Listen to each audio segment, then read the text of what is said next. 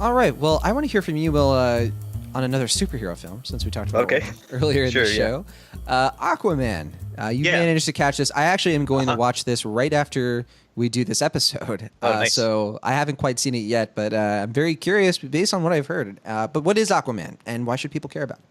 Sure. Aquaman is the DC character. I think he's best known for talking to fish and wearing a yellow leotard. It's a way to put it. Yeah, I don't know. There is this kind of reputation with Aquaman where he's like been like a joke for like 20, 30 years. I don't know. I mean, that's not to dismiss the character Aquaman. I think he's fine, but there is this kind of mentality of like Aquaman has been like kind of like the dorky goody two shoe character, and I think DC and their expanded universe that they're making have worked pretty hard to go for the I guess newer interpretation of the character where he's I don't know if this was introduced in the 90s or 2000s. Yeah, it Originally, was in the but, 90s, but they've also, I think in the 2000s, they did a New 52 in the comics where, yeah, they comment on that, and they really work hard to make Aquaman much more of a like devastating and powerful character who like can just wreak havoc. So yeah, obviously DC is well aware of this reputation. Yeah. But no, yeah. So they have kind of made him like he's like long hair, scraggy, kind of like a hard drinking, party loving Aquaman. And I don't know if the purists are going to be against that, but for me personally, I think it's a fun interpretation of the character. And I think Jason Momoa does a good job with it. I think in other roles, he hasn't really gotten to show his charisma as much. In this role, I think he gets to show it pretty full on. And I think he's having a lot of fun with the role as well. And you see it, like, especially in this film, his standalone film, which is very much like DC Warner Brothers looking at Thor and just like, do that for the fish boy. And that's kind of how they're going about it. But I will say, I think it is benefited enormously by James Wan being the director here, because I don't know, between him and Sam Raimi, I don't know what it is about horror directors, or at least genre filmmakers, when they come into superhero projects, but I just think they work better as far as the live action is concerned.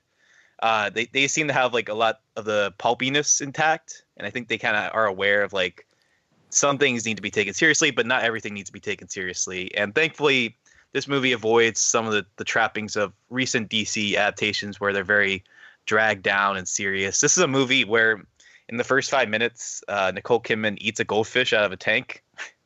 And an octopus plays the drums at one point, and Dolph Lundgren is this kind of, I don't even know how to describe his character. He is very, I guess, stoic, but dressed in a manner that is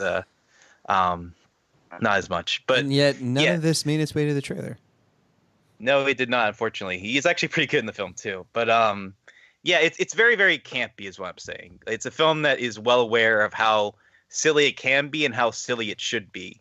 And thankfully, I would say for at least like 45 minutes to an hour, the film relishes that campiness. Even though it's like a $200+ million production, it has that kind of like campy, silly vibe to it that I found really enjoyable. I think for the first act of this film, it's a full blast. It's just very, very entertaining. But unfortunately, this is about a 90-minute or 105-minute film that is, I believe, 143 minutes long. Whew. And I'm sorry. Like, I think even the biggest Aquaman fans are going to be like, that's too much Aquaman for one movie. It's weird because I think they knew that given the recent state of DC, that this might be the only Aquaman movie we're ever going to get. And they're like, just put as much in here. This is our one shot. Let's just go for it. And I can applaud that. But I will say that like after a point, it just got so boggled down and bloated. I apologize for all the water puns I'm going to make. But yeah, it just kind of, it felt overblown in a way that I found myself just kind of exhausted after a point.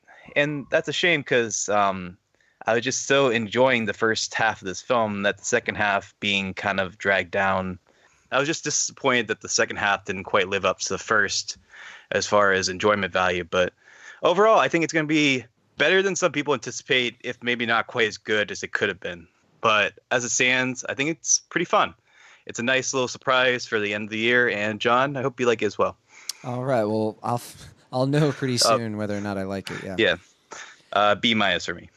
All right, a B minus for Aquaman. It's better than I was expecting based on some of the production issues, and they kept delaying it. And it's Yeah. Aquaman, and you want a superhero like this to have a great movie because it's so different and an underwater world, and all of those things should lead to an exciting and different kind of superhero movie. I'm a little sorry it's not closer to, I think, most good superhero films at least can get up to B plus, and I think that's the mark of a pretty decent flick. But B minus, not bad. So I'll definitely let you know what I think of this one pretty soon.